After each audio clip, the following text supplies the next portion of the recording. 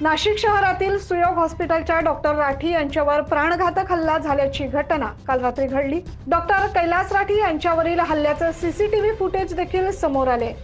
आपण बघू शकता हल्लेखोराने यामध्ये काळ्या रंगाचा ड्रेस परिधान केलाय, डोक्यात निळ्या रंगाची टोपी देखील घातलेली आहे। डॉक्टर राठी हे फोनवर बोलत असल्याने हल्लेखोराने काही काळ थांबून डॉक्टर राठी यांच्यावर कोयत्याने तब्बल 18 वार केल्याचं सीसीटीव्हीतून स्पष्ट दिसून येत आहे। ही दुर्घटना इतकी भयंकर होती की आम्ही तुम्हाला हे डायरेक्ट व्हिज्युअल दाखवू नाही शकत आहे। ब्लर केलेले हे फुटेज किंवा व्हिज्युअल्स आपल्याला दिसतायत। यामध्ये काल रात्रीच्या सुमारास हा प्राणघातक हल्ला झाला आणि त्यामध्ये डॉक्टर राठी हे गंभीर जखमी झाले। त्यांच्यावर अपोलो हॉस्पिटल येथे उपचार सुरू आहेत। या हल्लेखोरानं डॉक्टर राठी यांच्यावर तब्बल 18 वार केल्यानं ते रक्ताच्या थारोळ्यात पडले होते।